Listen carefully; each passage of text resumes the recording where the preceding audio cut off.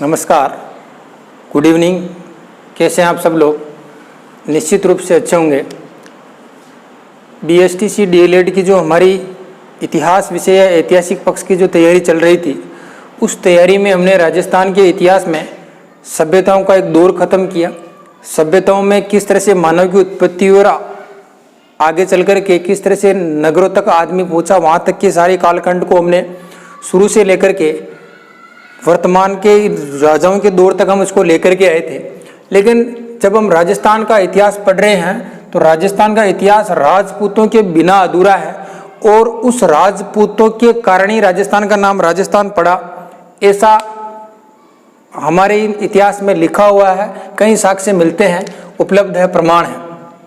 तो हम बात करेंगे आज राजपूत काल की। कल के वीडियो में भी मैंने थोड़ी सी शुरुआत की थी कि राजपूत कालखंड जो है वो किस तरह से हैं। देखिए, थोड़ा सा हम पीछे चलते हैं। हमने जब सभ्यताएं शुरू की थी तो सभ्यताओं में जो दौर था वो प्राग ऐतिहासिक युग से हमने शुरू की थी।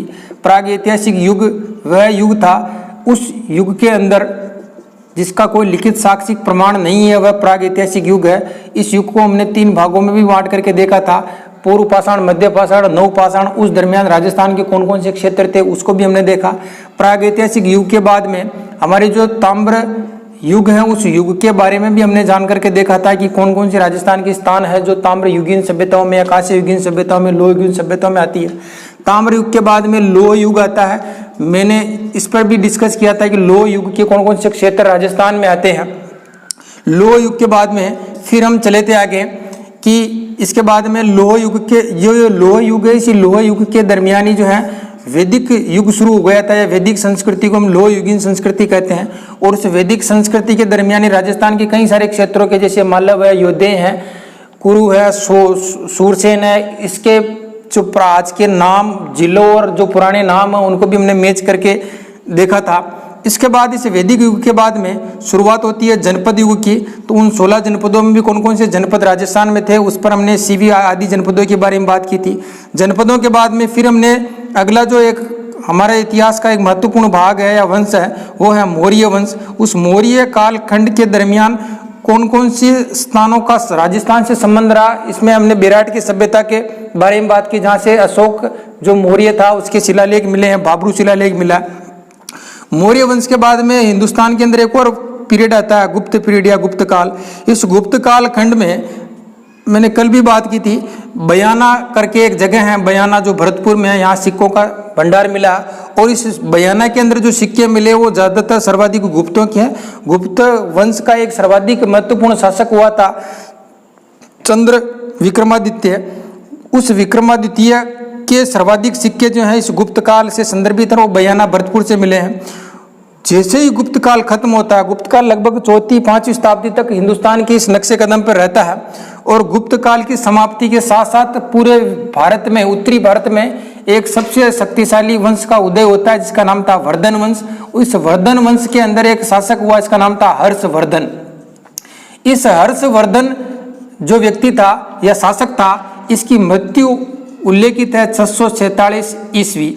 जैसे ही राजा हर्षवर्धन की मृत्यु होती है उत्तरी भारत में, तब से लेकर के भारत के अंदर जो मुस्लिम सत्ता यानी जिसको हम सल्तनत कहते हैं, सल्तनत की स्थापना भारत में 1206 ईस्वी मानी जाती है। मोहम्मद गोरी का आक्रमण आप आगे चल के पढ़ेंगे। 1192 ईस्वी का तराइन का द्वितीय युद्ध, और उसके बाद में सल्तनत का जो शुरुआत होती है वो 1206। तो ये 647 से लेकर के 1206 के बीच का जो पूरा कालखंड है उसको हम राजपूत युग कह सकते हैं, राजपूत काल कह सकते हैं, या इसको ब्रीफ में कहेंगे तो 7वीं से लेकर के 12वीं शताब्दी के बीच का जो समय वो राजपूत युग का है। प्रश्न एक सीधा सिंपल सा यह भी बन सकता है कि निम्न में से कौन सा युग राजपूत युग है? 7वीं से 12वीं शताब्दी, 8वीं से 13वीं शताब्दी, 14वीं-15वीं शताब्दी, 17वीं-18वीं शताब्दी। तो आपको ध्यान रखना 7वीं से 12वीं शताब्दी का जो युग है वो राजपूत युग है। मैंने शुरुआत प्राग ऐतिहासिक से की और राजपूतों तक की बार कंटिन्यूटी को जोड़ते हैं। राजपूत युग में 7वीं से 12वीं शताब्दी के बारे में हम बात करने जा रहे हैं। देखो, यहाँ पर इस राजपूत युग को पढ़ने से पहले कुछ एक प्रश्न जो मैंने देखे थे पेपर में आए हुए हैं, खासतौर से। वैसे तो BSTC छात्रों को पेपर दिया नहीं जाता है। वर्ष 2018 के अंदर केवल एक बार, पहली बार ऐसा हुआ था कि ये पेपर इनको दिया गया था। उसके कुछ प्रश्न और कुछ जो गाइडें आ रही उन गाइडों के साथ एक प्रश्न बुक आती है, वो याददाश्त के आधार पर, लेकिन आपको प्रश्न देखने चाहिए, वो भले याददाश्त के आधार पर हो, उससे आपको बड़ी हेल्प मिलेगी। कुछ एक इस तरह के प्रश्न आए थे आपके इस टॉपिक से। प्रश्न एक ये था कि निम्न में से मेवाड़ सिसोदिया राजवंश जो है का संबंध किस वंश, पौराणिक वंश से है? मेवाड़ के सिसोदियों का, मेवाड़ के सिसोदिया राजवंशों का संबंध किस पौराणिक वंशजों से है? सिसोदिया वंशजों का संबंध, तो इनका जो संबंध था निश्चित रूप से सूर्य वंश से था, ये आपको ध्यान रखना है। उसी तरह एक प्रश्न यह आया था कि राजस्थान के अंदर एक यात्री आया था, इसका नाम था वेनसांग। ये वेनसांग जिस समय राजस्थान आया था, राजस्थान का एक कस्बा, इसका नाम है भीनमाल, और भीनमाल में आकर के इसने इसके लिए एक शब्द का प्रयोग किया था। शब्द का नाम तो है वो पोलोमिलो, पोलोमिलो, पोलोमिलो शब्द का प्रयोग भीनमाल के लिए किया था। तो प्रश्न ये था कि वेनसांग ने राजस्थान के भीनमाल के लिए निम्न में से किस शब्द का प्रयोग किया था? पोलोमिलो। तो हम यहाँ वेनसांग, और वेनसांग भारत के अंदर राजा हर्षवर्धन के काल में आया था, आपको यह भी ध्यान रखना है। 7वीं शताब्दी में आया था और हर्षवर्धन के काल में इसके दरबार में कई वर्षों तक रहा, और इस यात्रा के दरमियान जो है वो चीन से आया था, राजस्थान भी घूमा, राजस्थान के भीनमाल में आया था, भीनमाल के लिए इसने अपने यात्रा वृत्तांत में पोलोमिलो शब्द का प्रयोग किया। ये प्रश्न आपके BSTC में आया हुआ है। तो कुछ इस तरह के प्रश्न यहाँ पर ये बन सकते हैं, इसलिए हम जो टॉपिक कनेक्ट करेंगे उन प्रश्नों के अकॉर्डिंग करते हुए चलेंगे। अभी हमने राजपूत काल की बात की, राजपूत युग जो है 7वीं से 12वीं शताब्दी का है, उससे पहले के पूरे कालखंड को हम पढ़ते हुए चल रहे हैं। अब हम राजपूतों का जो युग आया, उस युग में आने से पूर्व इन राजपूतों की उत्पत्ति के संदर्भ में क्या क्या धारणाएं हैं, क्या क्या बातें हैं। दरअसल यहाँ से भी एक प्रश्न बनता है।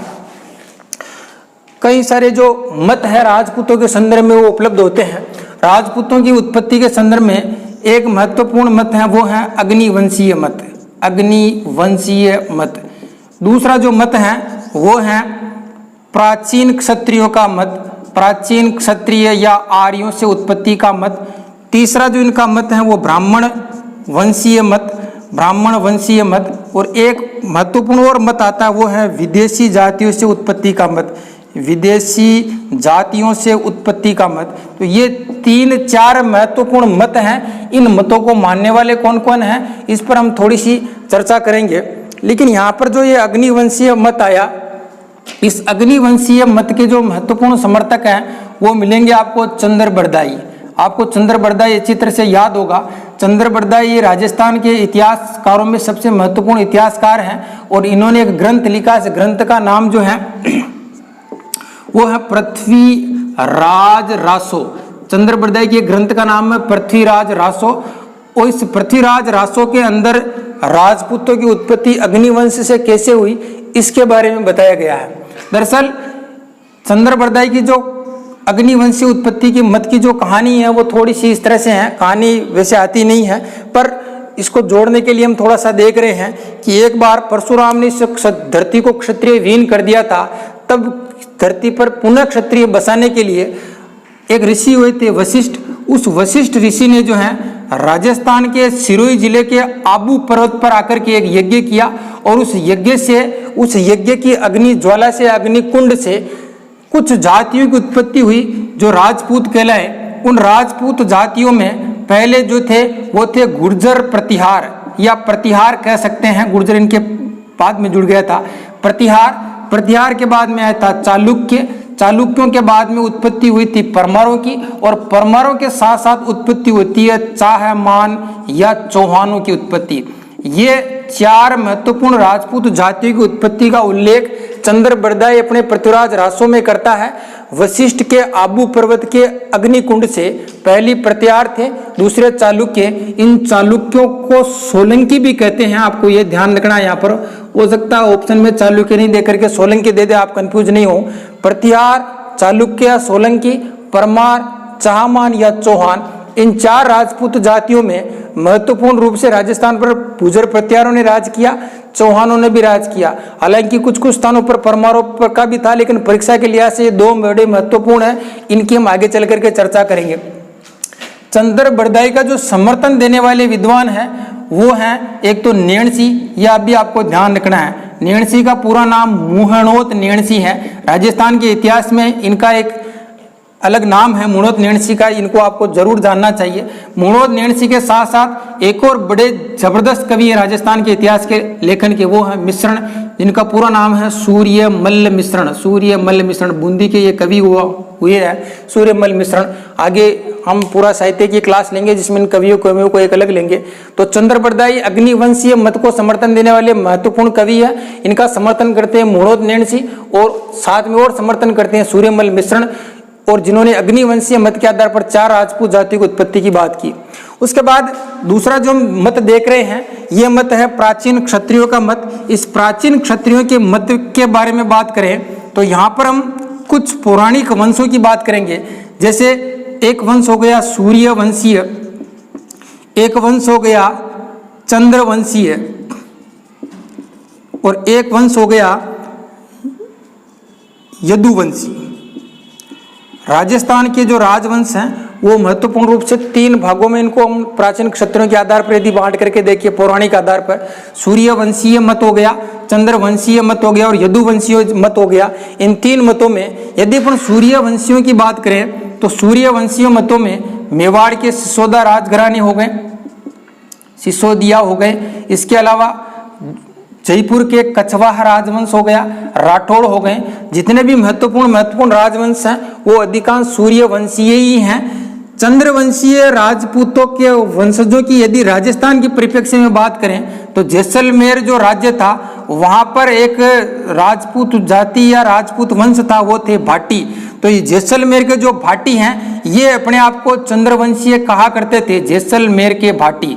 तो ये भी परीक्षा में प्रश्न बन सकता है, निम्न में से कौन सा वंश जो है चंद्रवंशीय है, सिसोदिया, कछवा, भाटी, इस तरह के वंशज आ जाएंगे, आपको ये ध्यान रखना है। उसके बाद में देखो एक यदुवंशीय जो मत आता है, यदुवंशीय का जो शासन था वो करौली में था, ये आपको ध्यान रखना है। किस तरह से, फिर वापस बता रहा हूँ, प्राचीन क्षत्रियों का जो मत है उस मत को हमने 4 भागों में बांटा, सूर्यवंशीय, 3 भागों में, सूर्यवंशीय, चंद्रवंशीय, यदुवंशीय।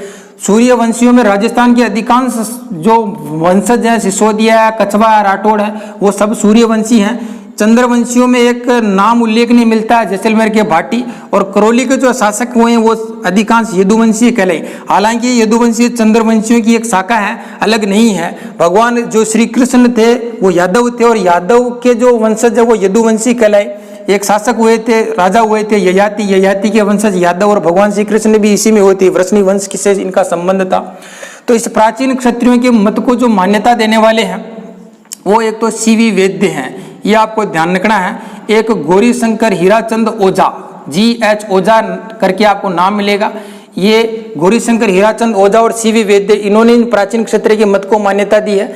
इसको हमने 3 भागों में देखा, सूर्यवंशी, चंद्रवंशी, यदुवंशी। इसके अलावा राजपूतों की उत्पत्ति ब्राह्मण वंश से हुई है। इस ब्राह्मण वंश से उत्पत्ति के संदर्भ में भी जो है इसका समर्थन जो करने वाले या इस मत को देने वाले मुख्य रूप से हैं, एक तो भंडारकर, ये नाम आपको ध्यान रखना है, भंडारकर नाम का जो इतिहासकार हैं उन्होंने राजपूतों की उत्पत्ति के संदर्भ में ब्राह्मण वंशीय मत का समर्थन किया है। इसके अलावा जब अपन बात करेंगे, चौथा और आखिरी है वो है विदेशी जातियों से उत्पत्ति का मत। तो विदेशी जातियों से उत्पत्ति के जो मत के समर्थक हैं उन समर्थकों में सबसे महत्वपूर्ण है colonel James Tod. Colonel James Tod, ये नाम आपने सबने सुन रखा होगा, परिचित होंगे। इसके अलावा विलियम क्रूक, जिन्होंने इस ग्रंथ का संपादन किया था, स्मिथ भी इस विदेशी जातियों से उत्पत्ति, आप विदेशी जातियों से उत्पत्ति में ज़्यादा याद रखने की जरूरत नहीं, बड़ा सीधा है, ये नाम भी विदेशी है, अंग्रेज लग रहे हैं, तो इन्होंने विदेशी जातियों से इनका संबंध बताया है। एक ब्रोच गुजर नाम का एक ताम्र अभिलेख मिला है, उस अभिलेख से इनका संबंध कुषाणों से उत्पत्ति के बारे में भी बताया गया है। सब एक प्रश्न आया था, लेकिन आपको इतना ज़्यादा डिटेल में जाने की जरूरत नहीं है।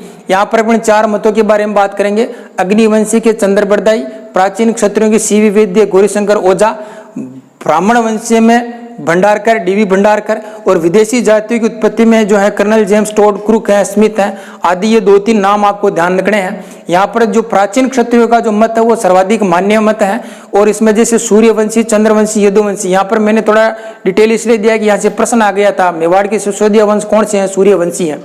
चंद्रवंशी कौन से, यदुवंशी कौन से हैं, इस पर भी प्रश्न आ गया था। ये चीज अपने को ध्यान में रखनी है। थोड़ा सा मैं यहाँ पर ये बात कर रहा हूँ कि जो प्राचीन क्षत्रिय हैं वो सूर्यवंशी चंद्रवंशी कैसे कहलाए, इसके बारे में यदि अपन देखेंगे तो यहाँ की एक छोटी सी कहानी है, उसको मैं आपके साथ शेयर करूँगा। हमारे भारतीय पौराणिक मान्यताओं के अनुसार मानवों का आदि पुरुष जो हुआ वो मनु हुआ है, और मनु से ही मानव की उत्पत्ति हुई, ऐसा हमारे शास्त्रों में लिखा गया था। कहते हैं कि मनु के 10 पुत्र हुआ करते थे, और उन जिसके अंदर इल, इक्ष्वाकु, प्रसधर आदि ऐसे लगभग 10 पुत्र थे। उन 10 पुत्रों में इल, इक्ष्वाकु तो नाम आपने कई बार सुन रखा होगा, रामायण अभी चली थी, महाभारत इस कोरोना काल में, और इन वंशों से आप थोड़े परिचित होंगे। भगवान राम का वंश जो है वो इक्ष्वाकु ही था। तो ये ऐसे 9 इनके जो लड़के थे मनु, ये सारे के सारे 9 के 9 सूर्यवंशी कहलाए। ये आपको ध्यान रखना है। इन 9 में से एक जो इनका पुत्र था, इसका नाम पृषधर था। इस पृषधर ने अपने गुरु की गाय की हत्या कर दी थी, इसलिए इनको कोई राज्य नहीं दिया गया, निष्कासित कर दिया। और इन 9 जो इनके लड़के थे उनमें से ये सारे सूर्यवंशी कहलाए, केवल एक को छोड़ करके। ये इल नाम का जो पुत्र था, इससे एक गलती हो गई। गलती ये हुई थी कि ये भगवान शिव और पार्वती का जो क्रीड़ा वन था, उस क्रीड़ा वन में इन्होंने अनाधिकृत प्रवेश कर लिया, बिना पूछे ही वो चले गए थे। तो जैसे ही गए, भगवान शिव ने इनको श्राप दे दिया कि जा तू स्त्री बन जा। तो ये इल से इला नाम की स्त्री बन गए, और इला नाम की स्त्री बनने के बाद में भगवान से जब क्षमा याचना की गई और उनसे कहा कि श्राप का जो है प्रभाव कैसे कम होगा, तो उसका देखो दुनिया में यदि समस्या है तो उसका समाधान जरूर निश्चित रूप से होता है। तो भगवान ने कहा कि भाई तेरा जो श्राप वो तब समाप्त होगा जब तू चंद्रमा जो है, उस चंद्रमा का पुत्र है बुध, उस बुध से यदि विवाह कर ले तो तेरा श्राप समाप्त हो जाएगा। तो इस इल ने जो इला नाम की स्त्री बना, उसने चंद्रमा के पुत्र बुध से विवाह किया, और इला और बुध का जो पुत्र हुआ वो पुरु हुआ था। और इस पुरु नाम के लड़के से जो है पौरव वंश चला। इस पुरु वाले वंश के अंदर ही जो है राजा, जिसका आपने शकुंतला की कहानी सुनी होगी, शकुंतला का जो पति था जिसका नाम था शकुंतला, जिसका पुत्र भरत था, और शकुंतला के जो पुत्र थे भरत थे, भरत, शांतनु आदि सारे इसी वंश में हुए थे। तो आपको ये ध्यान रखना है, पुरु, भरत, शांतनु, इससे भरत का जो पिता था वो दुष्यंत था। तो दुष्यंत, भरत, शांतनु, ये भरत के नाम पर ही भरत पड़ा था। ये सारे पुरु के संतान थे, और ये यहीं से इनके 9 में से 8 तो हैं वो सूर्यवंशी हैं, और एक इल का जो वंशज है वो बुध से विवाह करने के कारण ये जो वंश है वो यहाँ से चंद्रवंशी बन गया था, चंद्रवंशी वंश। ये ध्यान आपको थोड़ा ध्यान रखना है कि किस तरह से चंद्रवंशी और सूर्यवंशी में कन्वर्ट हुए थे सारे राजा। पहला आदि राजा मनु हुआ, मनु के 10 लड़के, 10 में से एक को कोई राज्य नहीं दिया गया, 9 में राज्य बांटा गया। 9 में से भी एक इल नाम के लड़का, जिसको श्राप के कारण स्त्री बना दिया गया, और उस इल नाम के लड़के का विवाह चंद्रमा के पुत्र बुध से हुआ, और बुध और इला का जो लड़का वो पुरु हुआ, और वहीं से पौरव वंश चला। ये पौरव वंश चंद्रमा का वंशज, बुध के वंशज होने के कारण चंद्रवंशी कहलाए। और यहीं से दुष्यंत, भरत, शांतनु आदि राजा, और शांतनु के भीष्म पितामह हुए, फिर विचित्रवीर्य आदि जैसे महाभारत के धृतराष्ट्र और पांडु जैसे पुत्र, और फिर महाभारत के जितने सारे शासक वो सारे के सारे चंद्रवंशी हुए। इस तरह से चंद्रवंशी और सूर्यवंशियों का एक पूरा श्रृंखला चलती है। तो उन्हीं में से राजस्थान के जितने राजपूत राजा उत्पन्न हुए, उन्होंने सबने अपना अपना संबंध अपने अपने हिसाब से जोड़ा, इनके पुरानी खेपों से जोड़ा। सिसोदियों ने, कछवाओं ने तो भगवान राम के जो इक्ष्वाकु वंशज है उनसे अपना संबंध जोड़ा कि हम राम के वंशज हैं। सिसोदियों ने भी अपने आप को सूर्यवंशी माना। केवल चंद्रवंशियों में यदि आपको देखना तो जैसलमेर के भाटियों ने अपने आप को इस चंद्रवंशी माना था, और चंद्रवंशियों में ही इस पुरु जैसे कई इसके वंशजों में एक ययाति नाम का शासक हुआ। तो ययाति से ये यादव बने, और यादव से फिर ये यदुवंशी बने। तो यदुवंशियों का संबंध करौली रियासत के शासकों का है, ये भी आपको ध्यान रखना है। तो करौली, जैसलमेर, ये चंद्रवंशी, यदुवंशी। बाकी अधिकांश यदि कोई प्रश्न आए तो आपको सूर्यवंशी ही ध्यान में रखना है।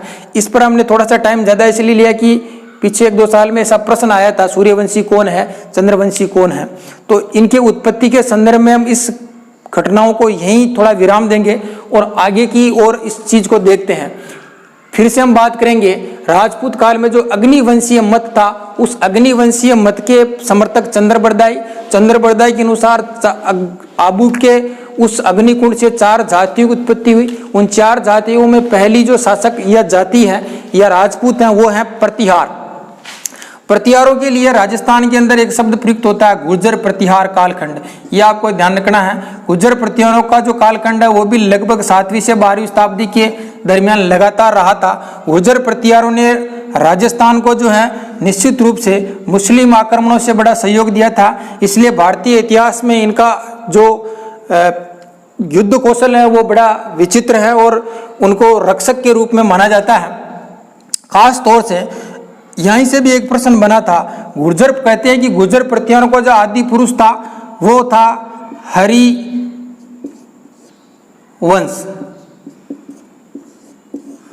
हरिवंश से जो है गुर्जर प्रतिहारों का वंश शुरू होता है और इस गुर्जर प्रतिहारों में महत्वपूर्ण जो शासक हैं वो हैं वत्सराज, और भी आगे महत्वपूर्ण शासक है नागभट्ट